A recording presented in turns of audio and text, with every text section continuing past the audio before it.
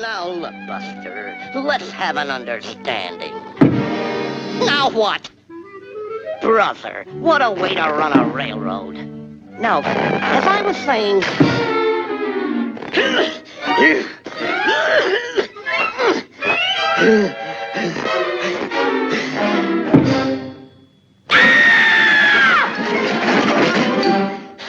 All right, let's get this picture started. No! Listen, pal, let's discuss this thing sanely, huh? Look, I tell you what, you go your way, and I'll go mine. Live and let live, right? Right. Ladies and gentlemen, there will be no further delays, so I shall attempt to entertain you in my own inimitable fashion. Now what? What are you doing down there? Down here? What are you doing up there? Down here. Listen, bud, if you wasn't me, I'd smack you right in the puss. Don't let that bother you, Jack. Okay, buddy, you asked for it. Hey all, this is WWE superstar Sami Zayn. Lena Vega here, and yours truly, the half man, half amazing Montavious Porter, MVP. You're listening to Road Trip After Hours with MacDavis and Hall of Famer Teddy Long. With a certified G and a bona fide stud, and I'm not even talking about me, I'm talking about Teddy Long and my man MacDavis. How you guys doing? Enjoy the show, guys.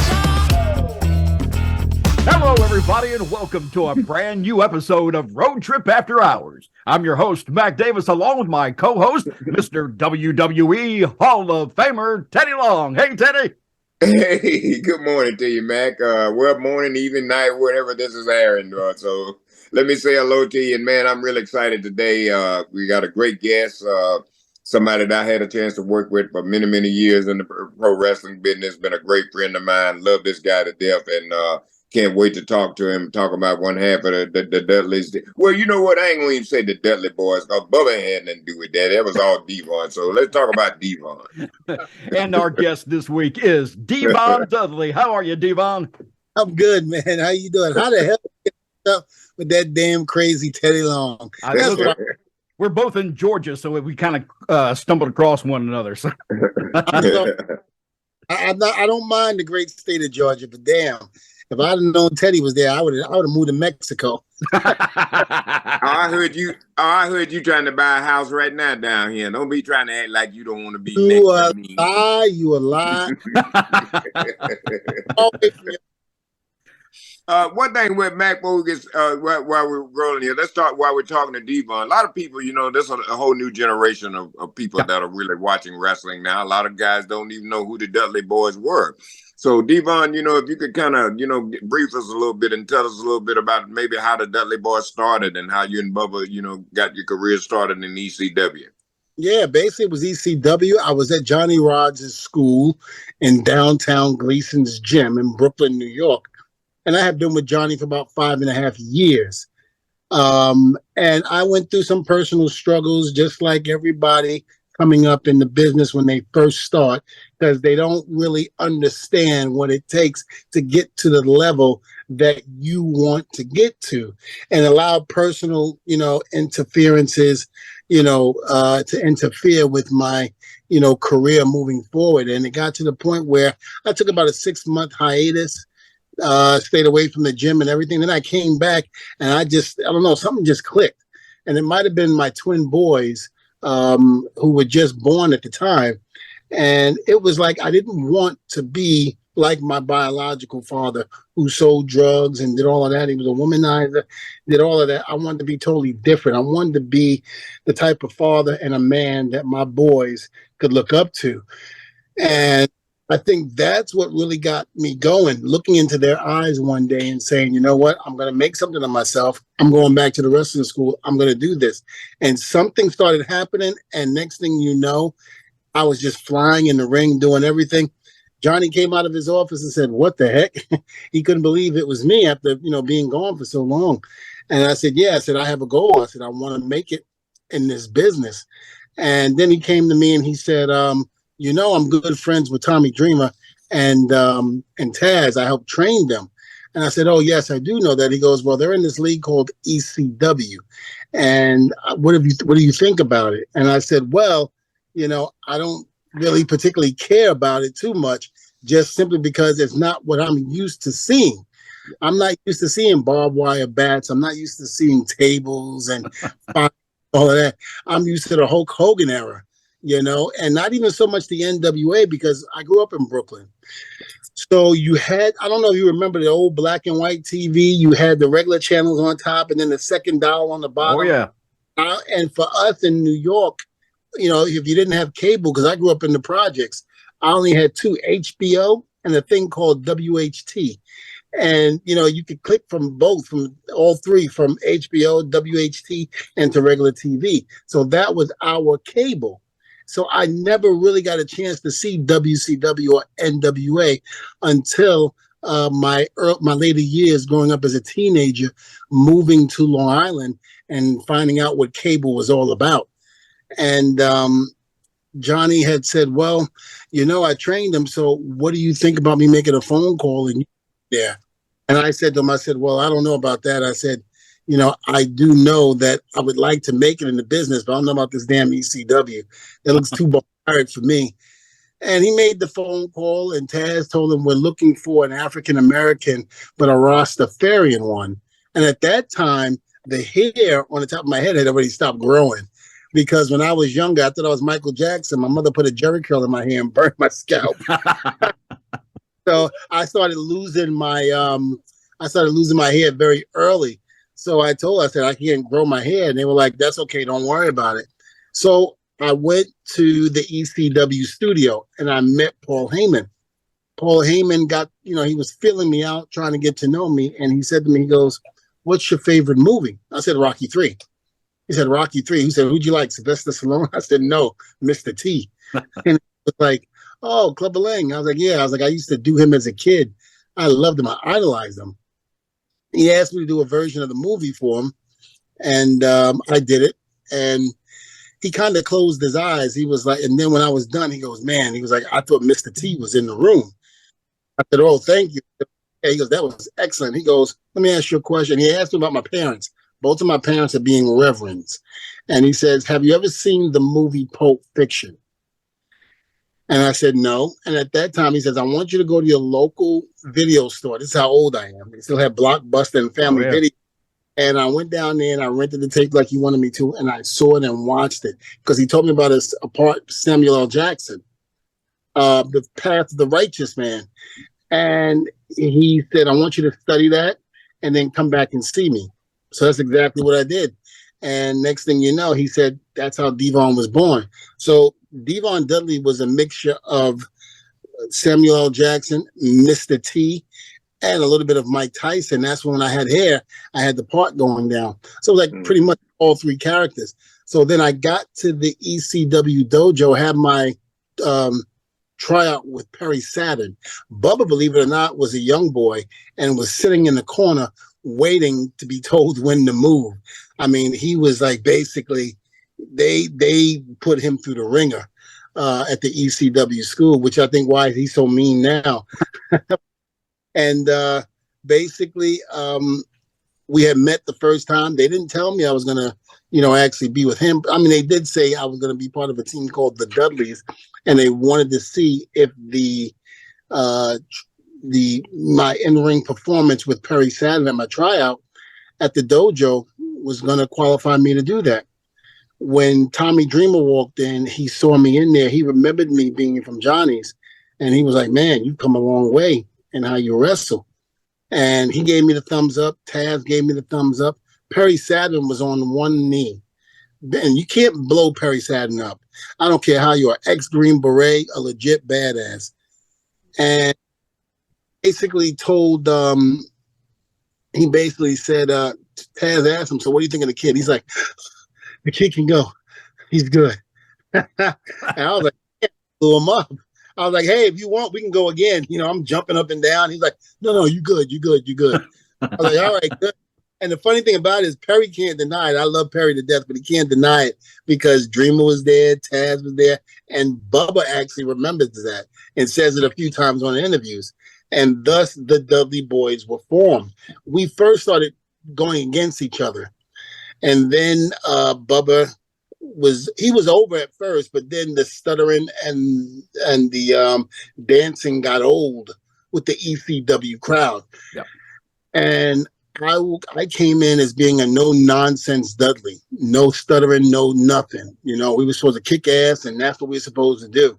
And basically, he came up with the idea. He went to Paul and said, "What if you put me and Devon together?" He was like, "I think we got something there if we do that." And thus the Dudleys were formed. And that's when we started terrorizing the whole ECW. We spent 5.5 years of doing that there. And then we got the phone call from a gentleman named Blackjack Brown, who just recently passed away about a year ago.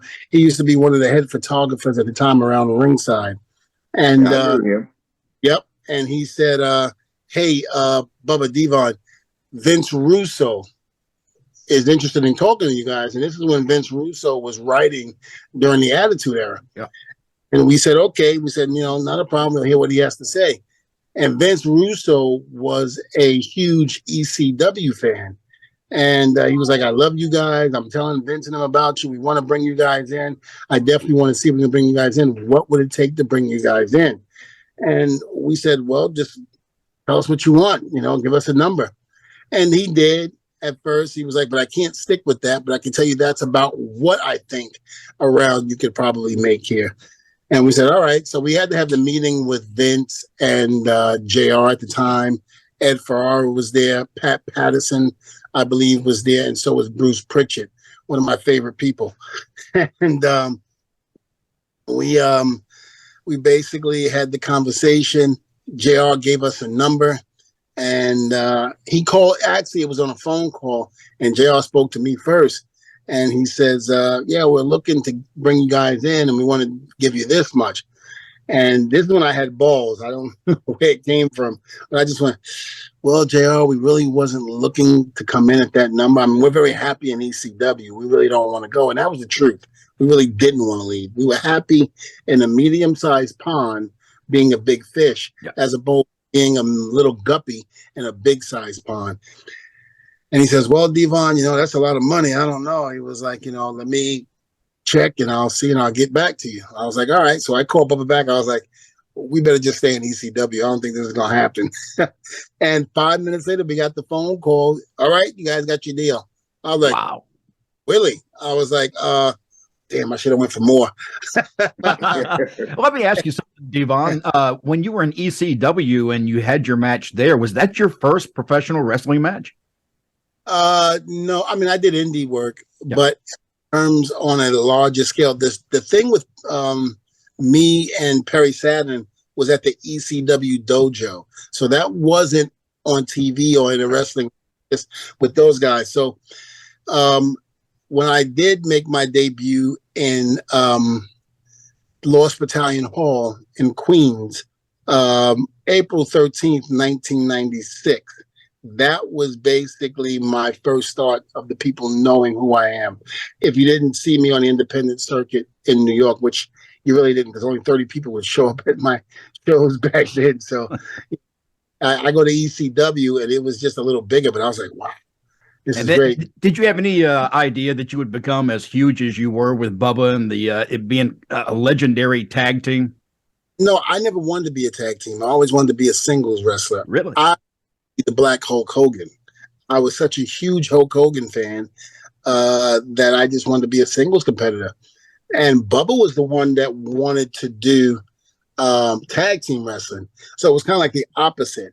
And so when I was told that I was going to be part of the tag team, the Dudleys, I was like, okay, well, this is going to get my foot in the door. So I'm just going to do what I'm supposed to do until otherwise. But I didn't think that.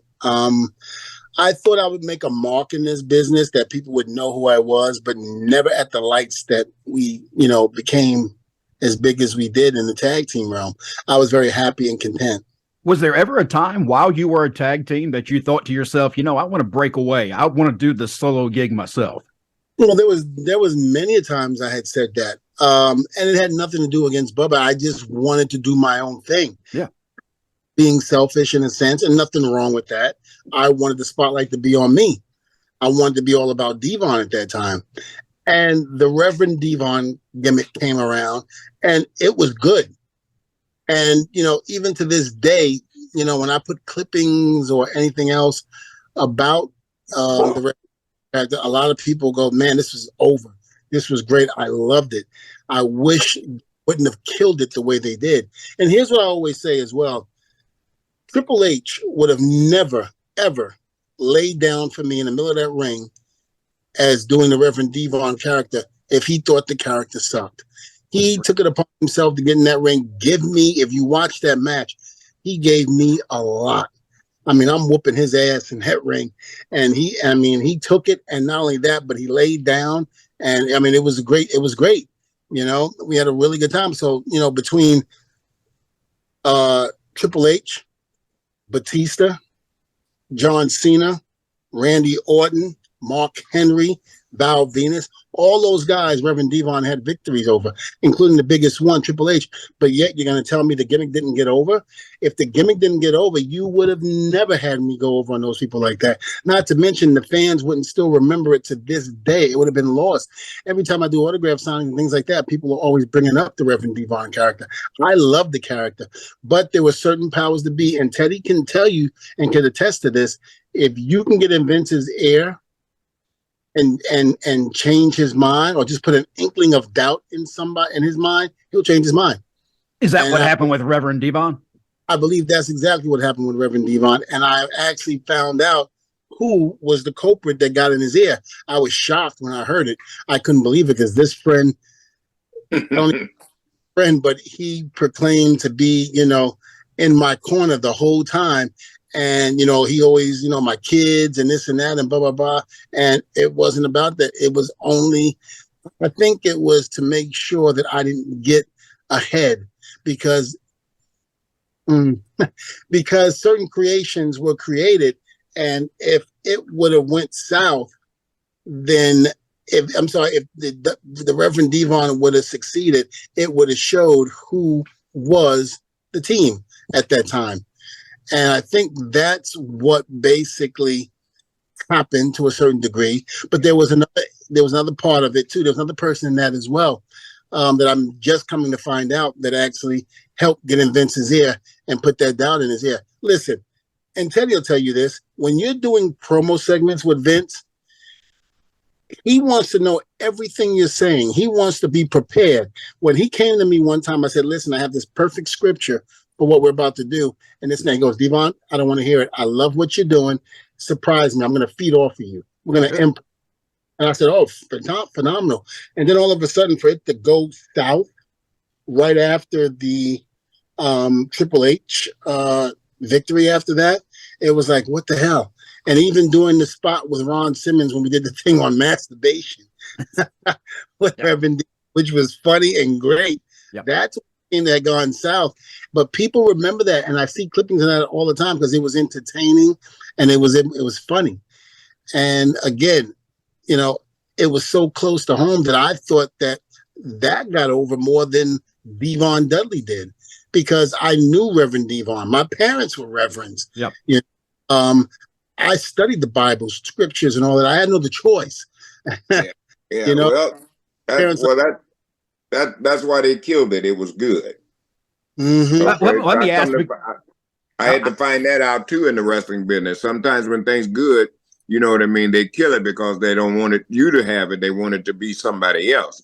Right. And, it's really sad, but like I said, man, we have to, give Vince McMahon a lot of credit, because he took care of a lot of us, where there were a lot of people that, like you said, smiling in your face, patting you on the back, acting like they care about you and were your friends. But that's all game. You understand? I had to learn that. That's how they play the game. Oh, he's all right. Don't worry about him. That kind of stuff. But yeah. Well, Devon would about it, Teddy, is that those people are still there. They're still there, helping to call the shots and do all of that. Listen, I'm not going to sit here and start naming names, but if the person who's that I'm talking about and referring to without saying names, if he sees this, he knows who I'm talking about. Yeah. I really don't care. Listen, I don't give them the power. The power comes from above. Yes. And I've always said that. So regardless to what happens or what they try to do, if it ain't in God's plan, then it ain't gonna work, no matter what they try to do. And I'm passionate about that. Who would have thought me leaving and then making more money now, doing the signings and the little gigs that I'm doing here and there than I was when I was with WWE. So I'm not going to sit here that I would never go back if asked, but I'm not in that book or that realm where I can say, you know what, I'm going to take the first thing they offer me. No, if they want me to come back, they have to come to me with a good offer where I can say, okay, I'll take that and be good. Other than that, that's it. Let me ask you. Go ahead, Teddy. Yeah, that's the way I feel too, man. You know what I'm saying? Like I said, I tell people all the time, I had a great run. Thank you, Vince McMahon. But I don't really want to be full time no more. I don't care about this flying around in these airports no more. This stuff is ridiculous out here now. Travel is just terrible. So I'm enjoying the rest of my life, man, just being at home. And like Devon said, I enjoy doing the signings, the Comic-Con, getting out, meeting the fans, and stuff. Then I'm my own boss now. I'm out the field. I ain't picking no more cotton. Devon, let me ask you, when it comes to you and Bubba Ray and the Dudley Boys, was there a match that you two always wanted but never got? LOD. Yes. Yeah, that was the one I always, to me, that was the one as a fan because I grew up watching the Road Warriors, and the next best thing to that was the Dudley Boys. I think because, I met Hawk a couple of times, but I didn't really know about it. I've only heard the rumors about Hawk. But I feel that if we would have gotten in the ring with a Hawk, would have definitely tested us, and we would have definitely felt if we were men or not. He would definitely have put that to the test. And, I knew Hawk. I used to ride with him, man. So I knew Hawk real well. And you better believe it. He'd have put you through the test now.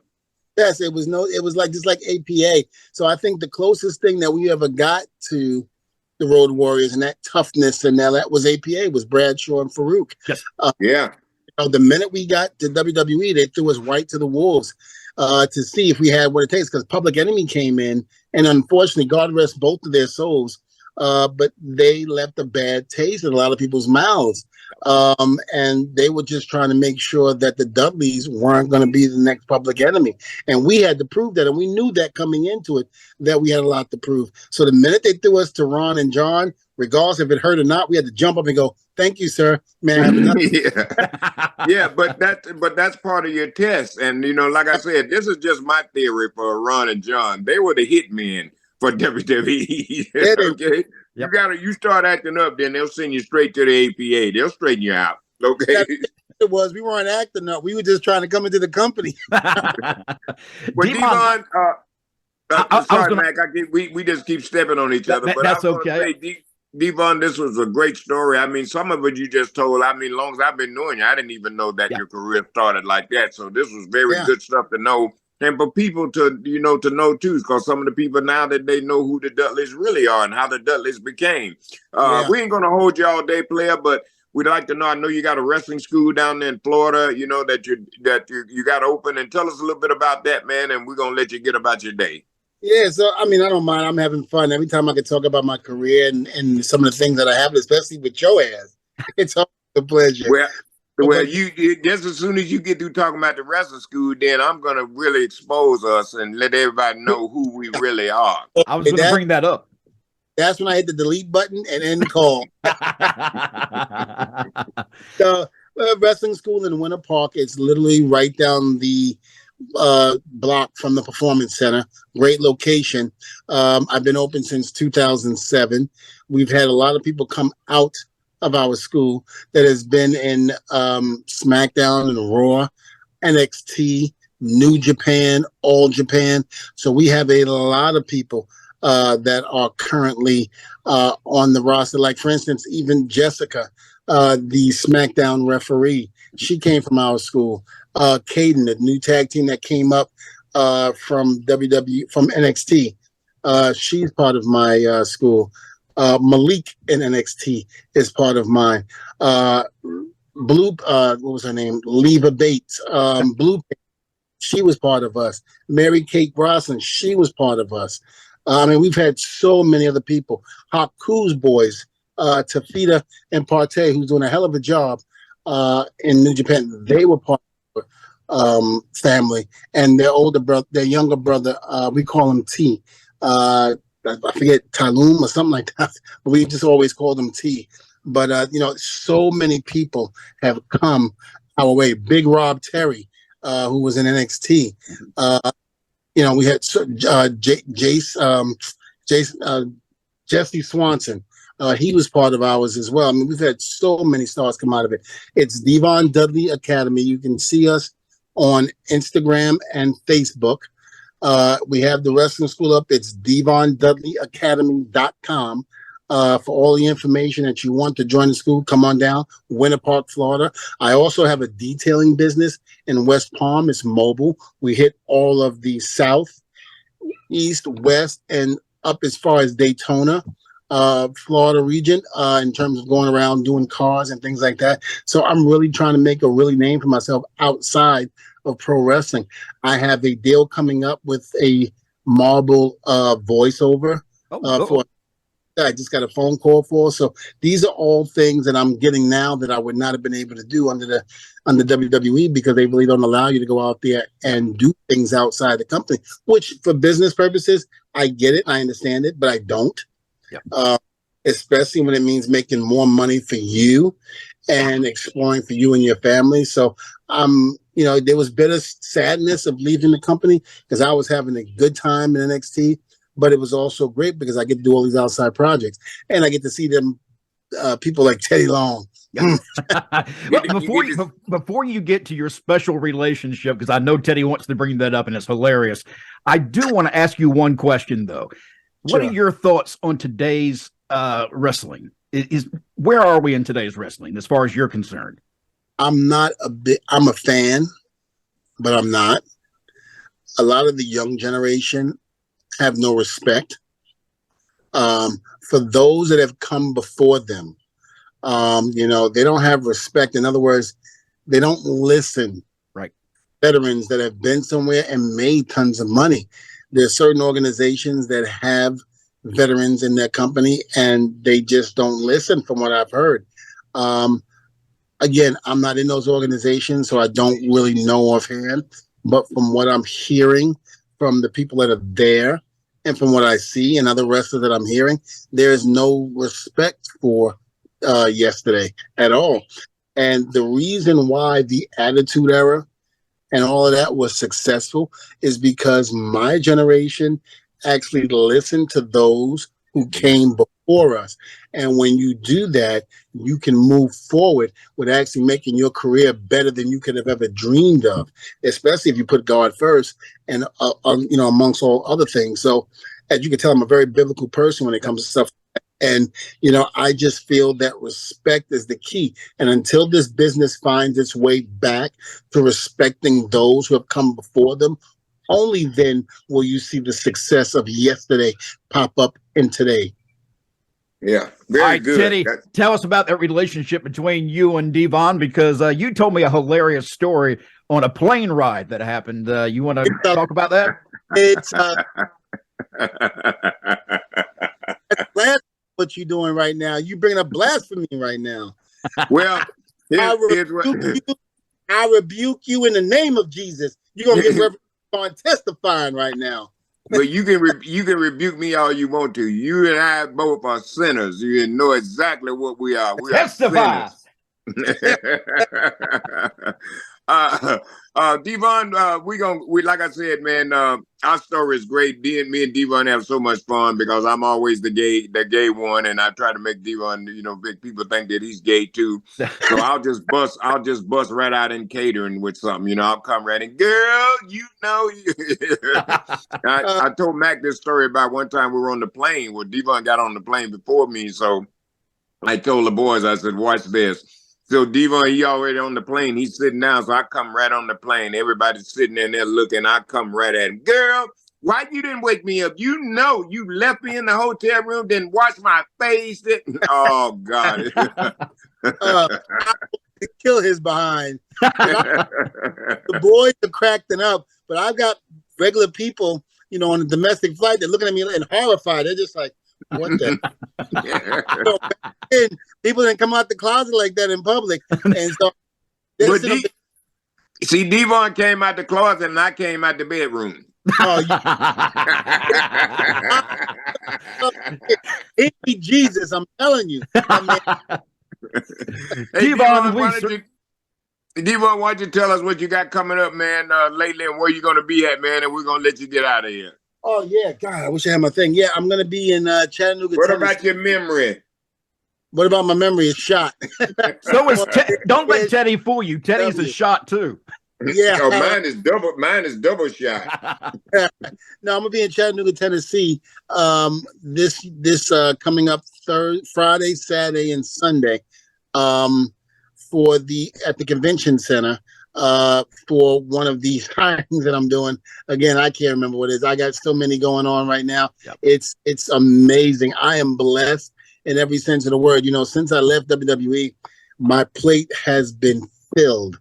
It has been overwhelming amount of autograph signings, seminars, and things like that coming up. I mean, it's been great. I've been loving it. So always remember, God is good. All the time.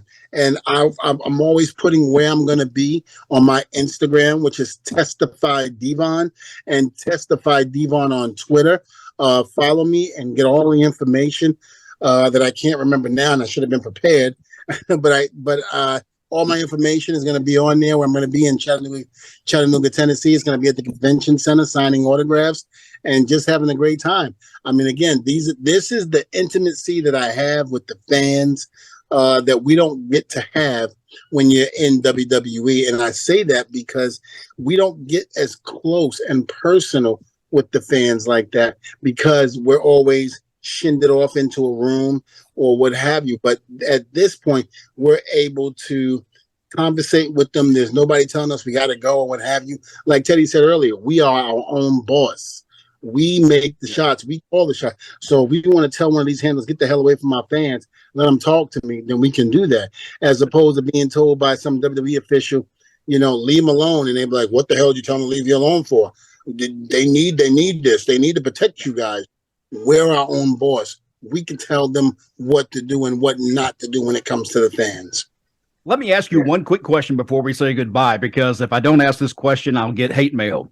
Is there any chance that we will ever see the Dudley Boys together again in a wrestling match? Well, you know, I did go back and I said I was done. But the great thing, because I had a stroke in 2019, and then a year after that, I had back surgery. It was like one after the other. It was like, bam. It was like I was on the ropes, down, and got up. Just got cleared about 6 months ago for me from the stroke. Everything is good. The neurologist said I don't have to see her no more. Everything is good, but she would like to see me once a year just to check. But any signs of the stroke is gone. It's over. So I'm good in that aspect. I just got cleared from the doctor for the back surgery. So I'm good on all cylinders. Could there be a comeback? It looks like it might, but not like you saw before. Yeah. Flying and doing that, because there's ways to get in that ring without going crazy. You wrestle smarter, not stupid. So if I do get back in the ring, I'm going to be wrestling a lot smarter. You won't see any crazy dives or anything like that. You're going to see basically, you know, what it's like when a guy comes back after being gone, like Steve Austin. Yeah. You know, you saw the actual flying Steve going here and all of that. When Steve came back after his neck surgery, he was a lot smarter in the ring. Didn't take crazy bumps like he did before. And me coming back, that would be what I would do. So, and, you know, if Bubba or I ever did get back together, that's the way it's going to be. Unfortunately for the fans, there won't be any what's up, because I'm not going up on the top rope, jumping off into crotch anymore. Shut up, Teddy. And, you know, I just, I'm going to do things a lot smarter now. You know, nothing crazy, just regular stuff. And if the Dudley Boys do come back, that's exactly what it's going to be like. So Bubba's going to have to pick up all the work. Let him take all the heat. Let him take all the heat. Let him do. Hell, he can even do the comeback. I'm just gonna look pretty. Well, Devon, thank you so much. We certainly appreciate your time. And like Teddy said, we know you're busy and taking the time with us today. We certainly appreciate that. Oh, well, no, thank you. I had a great time. I would go 2 and 3 hours if you guys wanted me to, but listen, we don't need you to go 2-3 hours on this. I need you to go 2-3 hours in the bedroom now if you want to go 2-3 hours. Okay, we're done. That's the sick man you're working with. I've been at any reports about Teddy Long and Devon together. I'm gonna have to Teddy's house. Well, I just want you to know one thing. I enjoyed you last night, and this morning when you got up, I know you was a little wheezy. So if you want to take your time during the day, stop and get the pregnancy test, and let me know what's going on. What the hell is wrong with you? You sick. This has been Road Trip After Hours. I'm MacDavis, your host, along with our special guest, Devon Dudley and WWE Hall of Famer Teddy Long. Thanks so much. Thank you, guys. Player.